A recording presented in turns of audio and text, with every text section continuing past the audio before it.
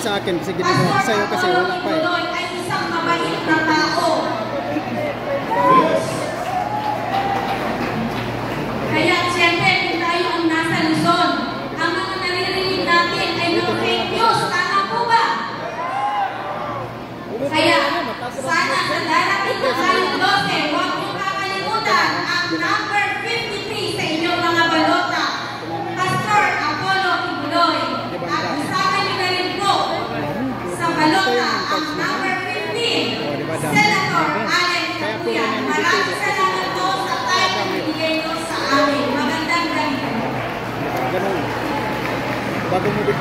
Bago ka pumunta doon, i-aim mo na yung i-green mo na yung malasay. Pero tandaan mo yan, 8 minutes pa naman yan. Pero pag mahaba yung mahabang-mahaba, Lord. Mga kapatid, hindi natin alintana ang init. Yes! So, bago ako magpatuloy, pinapasalamatan ko yung nasaan na yung ating punong barangay, nandito kanina, no? Si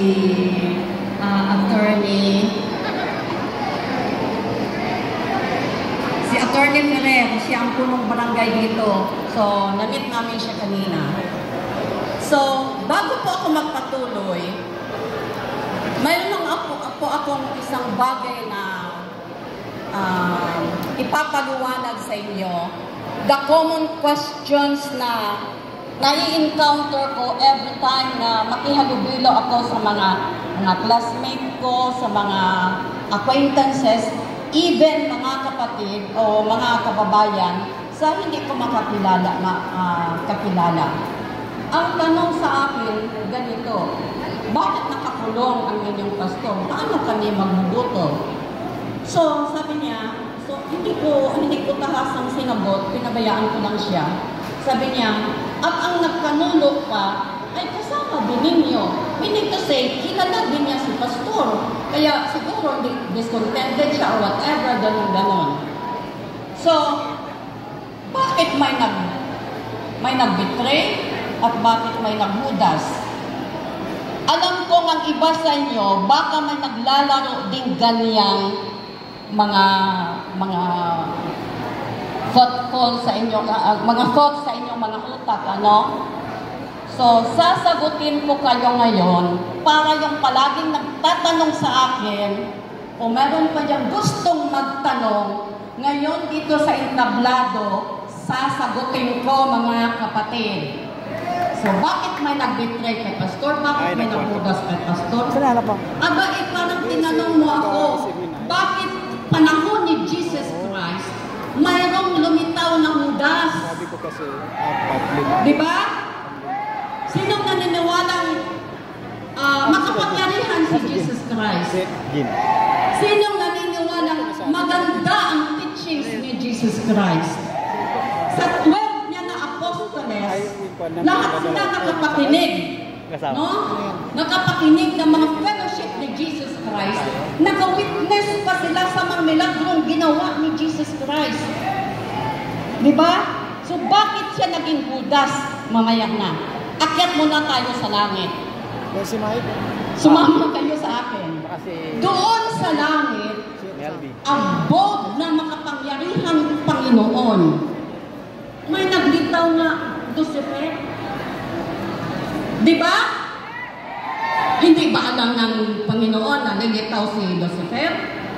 Oh. So bakit, in spite sa kabutihan ng Ama, bakit lumitaw si Lucifer? Alam niyo ba kung ano ang mga common denominator nitong tatlo? Panahon ng Ama sa langit, panahon ni Jesus Christ, panahon ngayon ni Pastor, ano ang common denominator nitong mga tampalasang naging Judas at naging Lucifer? Ang common denominator nila ay corruption. Di ba? Greed. Amen. Greed.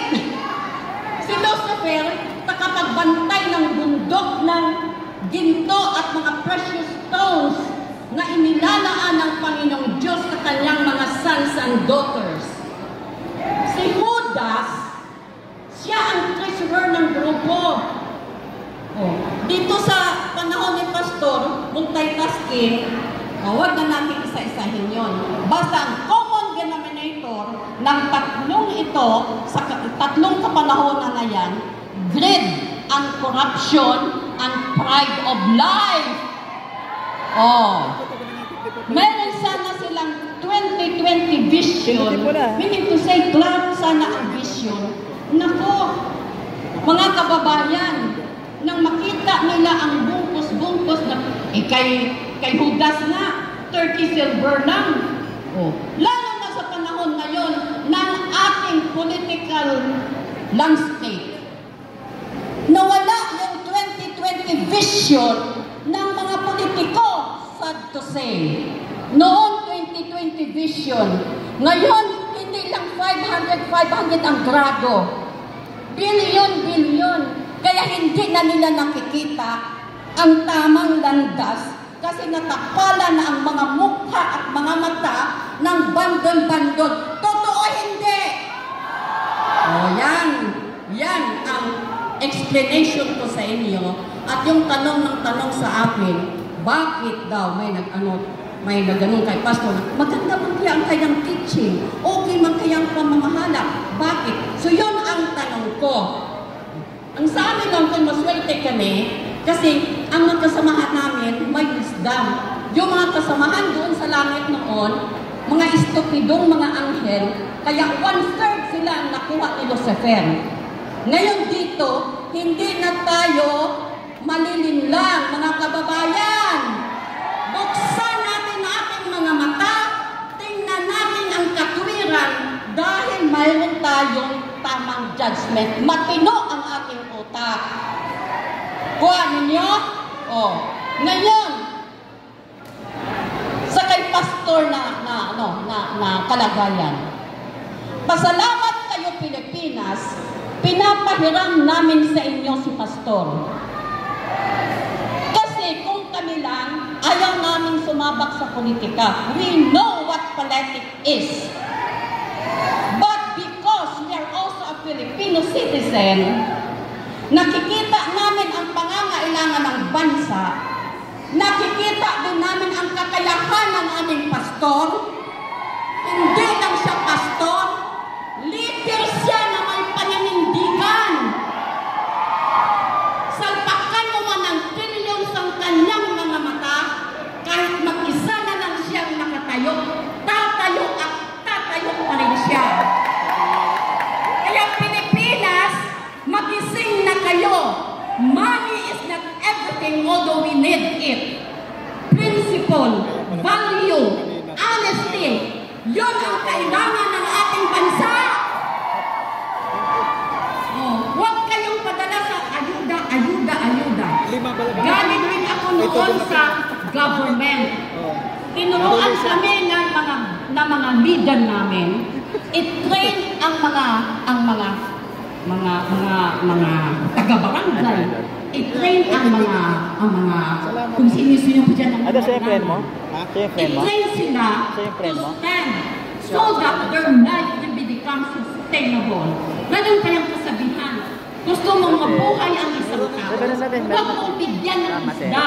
Bigyan mo siya ng mga gamit for pangisda. Huwag mo siyang bigyan ng pambili ng isda. Isang araw lang yun. Yes. Bigyan mo siya panghuli. Equip them, make them capable to sustain their life at mabuhay sila ng marangal, hindi nagtitinda ng shabu. Amen? Itong lahat tayo shabu dealer at at siya doon, ano mangyayari sa bansa? Aba, maglalakad-lakad tayo tapos